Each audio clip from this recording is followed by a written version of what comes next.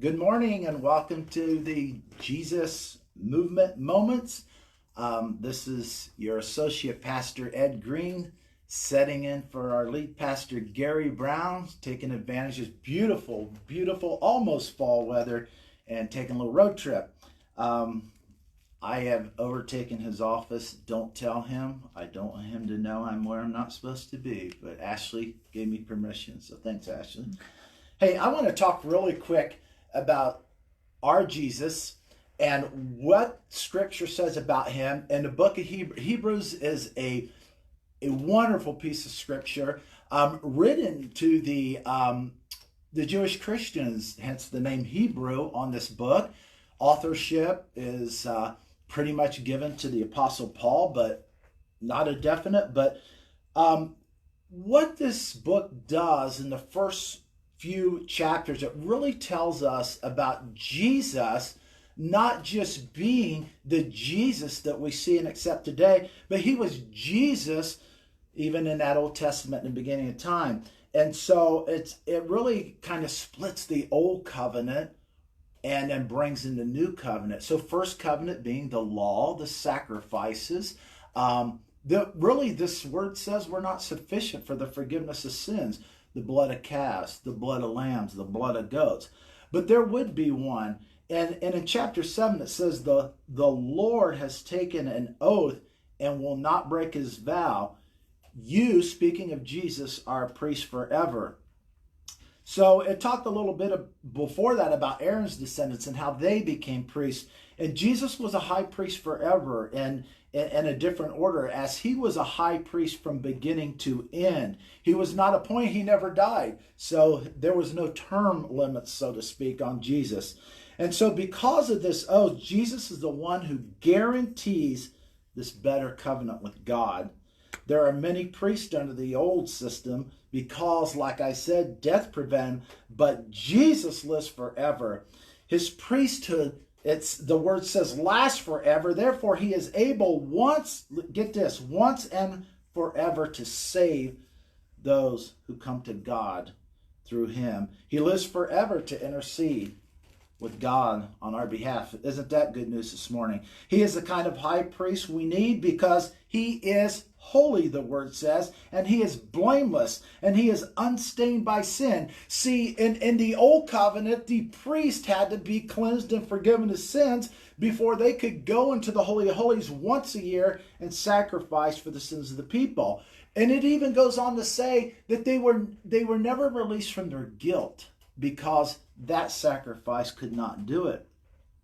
So it goes on to say that he has been set apart from sinners and has been given the highest place of honor in heaven. Man, that is good news for the believer. That is good news for those who are searching. I'd like to say this about our walk. It's a walk of surrender that leads to obedience. Obedience fueled only by love. And through that obedience come the blessings of God. But listen to what Hebrews 5, this is around chapter 7. Obedience came through the suffering of Jesus Christ. See, Jesus Christ, fully God and fully man. And so we see this here. While Jesus was here on earth, he offered prayers and pleadings with a loud cry and tears to the one who could rescue him from death. Isn't that something to think? Jesus was pleading with God for the rescue from death, and God heard his prayers because of his deep reverence for God. Even though Jesus was God's son, he learned obedience through suffering. In this way, God qualified him as a priest, a high priest, and he became the source of eternal salvation for all who obey him. And God designated him a high priest in the order of Melchizedek. And that's a great word in itself, and we certainly won't dig into that in our few minutes together this morning.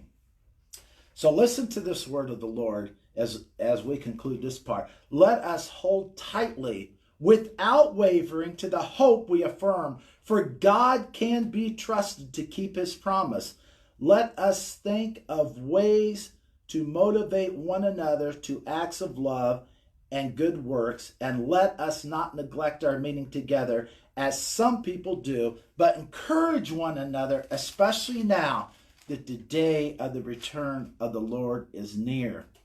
So back in that first part I read, let's go back to 22. Because of the oath, Jesus is the one who guarantees this better covenant with God. I look at that as like, I'm out at this car show Saturday and I see this flawless 68 GT Shelby and I'm like, boy, that'd be nice to have. Brother Mike Hall comes up to me and says, do you know that car auction value starts at around $250,000? And I'm like, well, I got to take that off my list. But if I would need what? A cosigner. I don't have in my possession what it takes to buy that car. And that's what it's saying about Jesus. We cannot secure our own salvation. We don't have the account. Our account is not full. It's not there. But when the signature of Jesus is on our account, man, we got all we need. Man, he has got it covered by his blood. We can enter into that place and that holy place ourselves. And we ourselves can become that high priest because the word says we are a royal priesthood. And so through his sacrifice, we're able to enter the Holy of Holies and have this one-on-one with God. Well, we're having a super week down West Liberty, Ohio. We're down there having our annual tent meeting. This is year 7, and so that has a lot of significance in Scripture, I know. But so far, Pastor Nate Wilcoxon spoke Sunday. Last night, Pastor Robin Ricks from Christ Our King spoke. I just want to share with you a couple quotes that he had. One of them was on mission, and that's a big topic in the church, and we know about the Matthew 28 mission to go out and make disciples in all the world. And I literally had somebody ask me, a while back ago, what's the mission statement of the Church of God? And so here's what he had to say on that. The church doesn't have a mission. God's mission has a church. So that gives us very good perspective. We always want to put the man thing and stuff. But man, he is the commission and we're the mission, and we got to step into that. Another one we'd always talk about leadership in the church and how we're developing and forming leaders. And Jesus calls us to fellowship, not leadership. Fellowship. He called his disciples and they follow. Well, we want you to be a part of tent meeting. Tonight, Josh Sargent from Dalton, Georgia will be there. Great young evangelist, itinerant speaker, speaks all over the world, has thousands of followers on social media.